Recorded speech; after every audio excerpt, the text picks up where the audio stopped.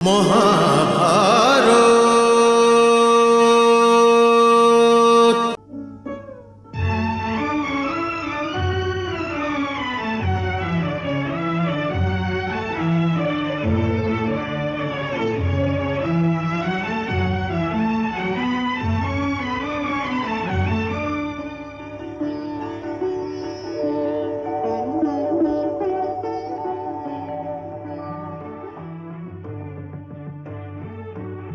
কাম্পিল্য নগরীর জন্য এটা বড় গৌরবের সময় যে আমি আজ নিজের পিতাশ্রীর পক্ষ থেকে এই সব বীরদের অভিনন্দন জানাচ্ছি। ভারতবর্ষের প্রত্যেক বীর, প্রত্যেক মহাবীর এই সময়ে এখানে উপস্থিত আছেন।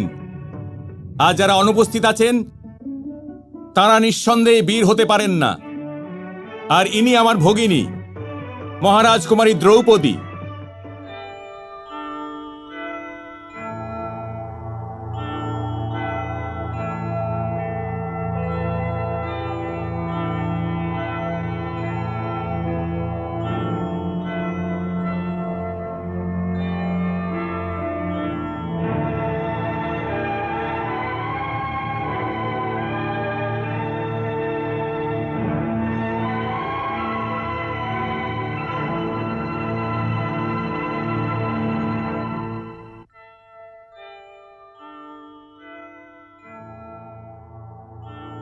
এই দ্বিতীয় ব্রাহ্মণ পুত্র তো ভীষণই মোটাসোটা মনে হচ্ছে।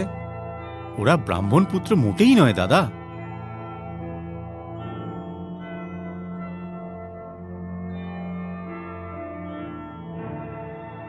ও তোমাকে কেন প্রণাম করলো? এটা তো ওই জানে দাদা। তুমি প্রশ্নের সোজা উত্তর কেন দাও না? কারণ আপনার কোনো প্রশ্ন সোজা হয়ই না। তাহলে কি তুমি ওকে চেনো নাকি? ওকে তো আপনিও চেনেন দাদা। যে সামনে ছিল ও তো যুধিষ্ঠির, আর ওই দ্বিতীয় মোটাসোটা ব্রাহ্মণ পুত্র আসলে হলো ভীম। এরপর রয়েছে অর্জুন, হ্যাঁ তারপর নকুল, হ্যাঁ তারপর সহদেব। হ্যাঁ, আমি তো এটাই বলতে যাচ্ছিলাম দাদা। তুমি তো পাণ্ডবদের ছাড়া আর কাউকেই দেখতে পাও না। ওরা সবাই তো বারণাবতে জ্বলে ভস্ম হয়ে গিয়েছে। ছাড়ো, আমাকে ধৃষ্টদ্যুম্নর কথা শুনতে দাও। আমাদের পিতাশ্রী আপনাদের সব বীরগণকে এই স্বয়ম্বরে আমন্ত্রণ করেছেন। ওই হলো আপনাদের লক্ষ্য, ঘুরতে থাকা মৎস্যের চোখ।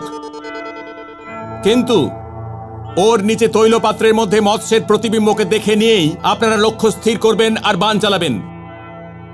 যে মহাবীর এই লক্ষ্য ভেদ করতে সফল হবেন তাঁরই গলাতে আমার ভগিনী দিব্যজন্মা দ্রৌপদী বড়মাল্য পরাবে। তবে মহাবীরগণ, ওই হলো লক্ষ্য, ওই রাখা আছে 5টা বাণ, আর ওই হলো যজ্ঞ ধনুক।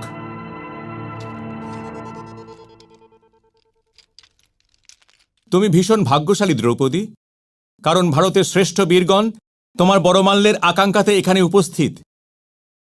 আমি আপনাদের সবাইকে আমন্ত্রণ জানাচ্ছি, আপনারা নিজেদের প্রয়াস আরম্ভ করুন।